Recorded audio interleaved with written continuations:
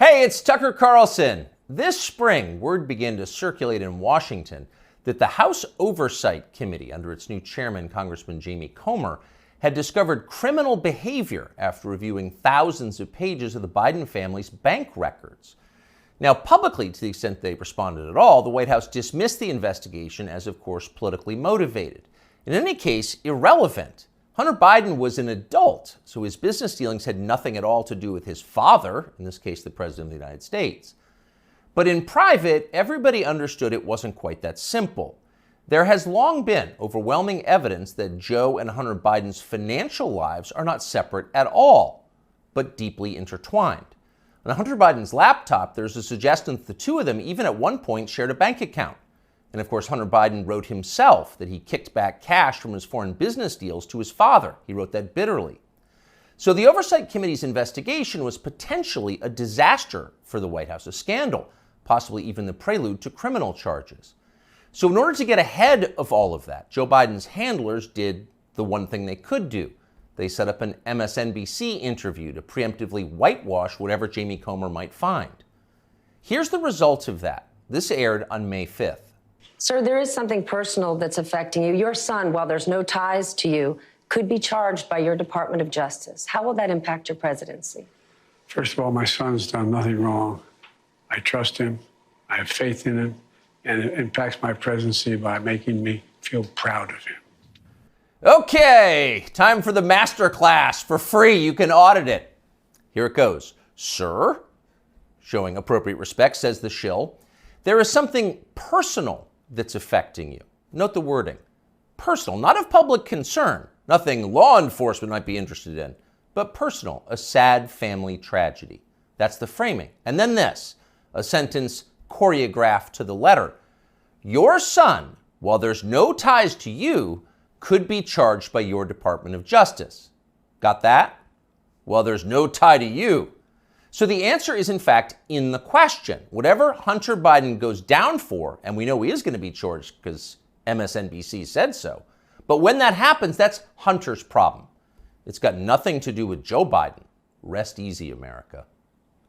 5 days later, the Oversight Committee released its findings, and they were, in fact, devastating. Quote, bank records show the Biden family, their business associates, and their companies, their many companies, received over $10 million from foreign nationals and their related companies, the committee wrote. Investigators had, quote, identified payments to Biden family members from foreign companies while Joe Biden served as vice president and after he left public office. So actually there was something there. It was a scandal. Racketeering, money laundering, wire fraud, those are some of the crimes the Bidens seem to have committed, in addition, of course, to selling out the United States for cash. So what would happen to them? Well, Donald Trump had an idea, quote, they'll hit Hunter with something small to make their strike on me look fair.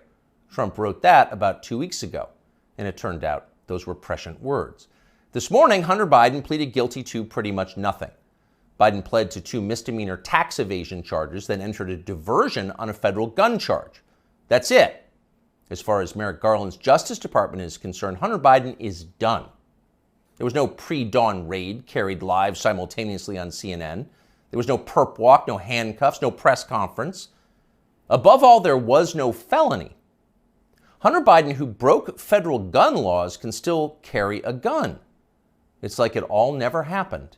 In fact, the Justice Department just baptized Hunter Biden. A lifetime of sins washed away in an instant. It was a secular miracle. Most miraculous of all, Hunter Biden somehow escaped a FARA charge. FARA is the Foreign Agent Registration Act, and it is exactly what its name suggests. Under federal law, if you are acting as an agent of a foreign nation in Washington, you are required to register with our government to let everybody know. Well, for decades, pretty much nobody in Washington did register under FARA, and precisely no one was ever prosecuted for it. No one. But starting several years ago, the Justice Department began sending people to prison on FARA violations. The official explanation was, we're cracking down on foreign influence in Washington.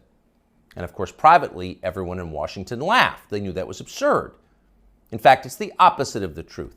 Foreign powers have never had more power in Washington. Their agents are everywhere, in every federal agency and throughout business. down to and including in executive positions at various social media companies. The Biden administration knows all of this, and it's not a problem. In fact, it's their policy. From the administration's perspective, the concerns and the demands of, say, the Chinese government, or particularly the Ukrainian government, are far more important than the needs of American voters. We're cracking down on foreign influence. Please. The point, the only point of enforcing FARA, after decades of ignoring it, is to harass and imprison high-profile political opponents. Trump donor Elliot Broidy pled to a FARA violation a few years ago. So did Trump campaign manager, famously Paul Manafort. He went to prison. Last year, the DOJ went after Trump confidant Steve Wynn under FARA. But in the end, the Biden administration overreached so comically that the whole thing was thrown out by a judge. But they tried. So as long as they're trying, if it was a fair system, Hunter Biden would be first on the list of those next to be charged with a FARA violation. In fact, many of them. Hunter Biden was a foreign agent. He never registered as one. But for years, that's exactly what he was. He sold access to his father and other lawmakers to the Chinese and the Ukrainians and countries throughout the world. There's no debate about that. The FBI has known about it for years. For years, they've had possession of Hunter Biden's laptop. But they didn't charge him for it today. They never will. Why? Well, you know the answer. Hunter Biden has good genes. A more interesting question, though, which is another question the feds will never consider, is what does Hunter Biden do for a living now? This is a man with no obvious job and, of course, zero skills. He spent midlife smoking crack. Yet somehow he's managed to live pretty well despite rising inflation. He's been living in big houses in the costliest residential neighborhoods in the world. He's been paying his stripper baby mama $20,000 a month in child support. And he has retained a team of the most expensive lawyers in the country who spend quite a bit of time sending threatening letters to anyone who asks questions about how they're being paid. We can confirm that firsthand. So again, what does Hunter Biden do for work? That's a fair question, and tonight we have the answer. For years, Hunter Biden was an influence peddler. Now, Hunter Biden is a self-actualizer. He self-actualizes for a living. He gets in touch with himself, his feelings, and he follows his muse. Here he is explaining his new vocation in a 2019 ABC News interview. This is new. Yeah. Studio. Yeah. But now he's opening the doors to a place never captured by a paparazzi's lens, his refuge, an art studio where he finds solace in painting. What's the goal eventually?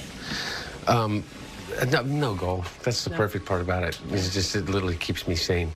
His refuge, far from the paparazzi's lens. In other words, we're not the paparazzi, we're ABC News. What's the goal of this? Your refuge. There's no goal, he says, grinning with those fake teeth. It just keeps me sane. But actually, there was a goal. And if you didn't know what a virtuous person Hunter Biden was, you might think it looked a lot like money laundering. 2 years after that interview, Hunter Biden was selling prints of his art. And to be clear, just the prints, not the, quote, art itself, but effectively photocopies of it for $75,000 a pop. Apparently, Hunter Biden moved 5 of these repros in just days.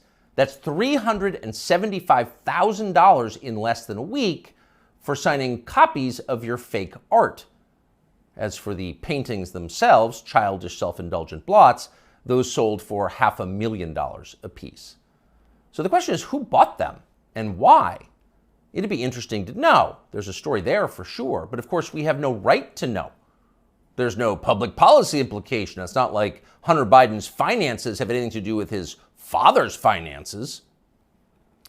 Meanwhile, once his father did become president, corporate publisher Simon & Schuster lined up as well to pay Hunter Biden's bills.